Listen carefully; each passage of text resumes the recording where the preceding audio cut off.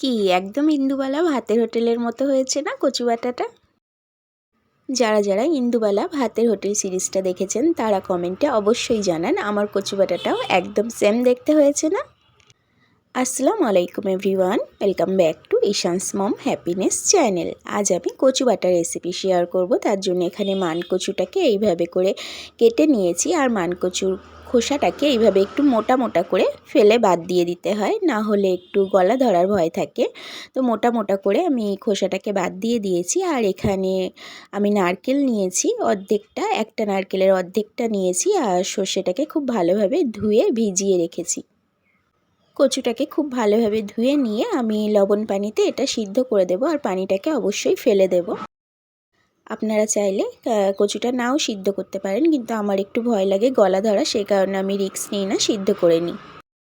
এইভাবে কচুটাকে সিদ্ধ করে নিলে একটু গলা চুলকায় না বা গলা ধরে না। তো আমি খুব ভালোভাবে সিদ্ধ করে নিয়ে পানিটাকে ফেলে দিয়েছি, এটা একটা ছাঁকনির মধ্যে রেখেছি। আর এদিকে নারকেলটাকে ছোট ছোট টুকরো করে উঠিয়ে নিয়েছি। নারকেলটাকে খুব ভালোভাবে ধুয়ে নিয়ে একটা গ্রাইন্ডার জারের মধ্যে দিয়ে দিলাম, আর সর্ষেটাকে যে ধুয়ে ভিজিয়ে রেখেছিলাম সেটাকেও দিয়ে দিলাম, কয়েকটা কাঁচা লঙ্কা দিয়ে দিলাম, অল্প একটু লবণ দিয়ে আমি এটাকে পেস্ট বানিয়েছিলাম, লবণ দেওয়াটা স্কিপ হয়ে গেছে। তো এই যে খুব ভালোভাবে এটাকে পেস্ট বানিয়ে নিয়েছি। আর মানকচুটাকে যে সিদ্ধ করে পানি ঝরিয়ে রেখেছিলাম সেটাকেও আমি খুব ভালোভাবে পেস্ট বানিয়ে নিয়েছি। যেই কড়াইয়ের মধ্যে আমি মানকচুটা সিদ্ধ করেছিলাম সেই কড়াইটাই আবার ওভেনের মধ্যে বসিয়ে দিয়ে কড়াই গরম হয়ে গেলে সরিষার তেল দিয়ে দিলাম ছোটো কাপের হাফ কাপ, তার মধ্যে কালো জিরা ফোড়ন দিয়ে আমি যে কচুটাকে পেস্ট বানিয়ে রেখেছিলাম সেটা দিয়ে দিলাম, আর নারকেল আর সর্ষেটাকেও পেস্ট বানিয়ে রেখেছিলাম সেটাকেও দিয়ে দিলাম। খুব ভালোভাবে মিশিয়ে নেব।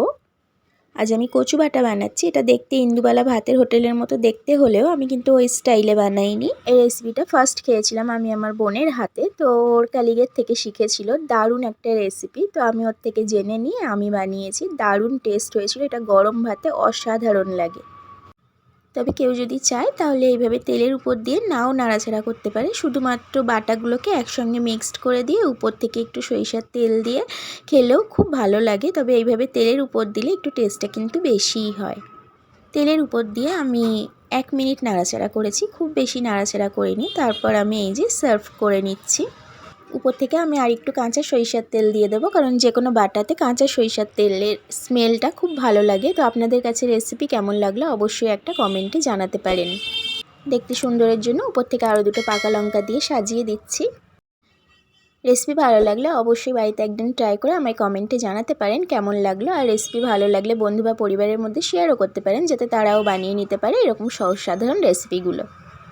গরম ভাতে এই রেসিপিটা থাকলে কিন্তু সেদিন আর কোনো তরকারি লাগবে না। আবারও দেখা হবে নতুন কোনো ভিডিওতে নতুন কোনো রেসিপির সাথে। Thank you so much for watching my video.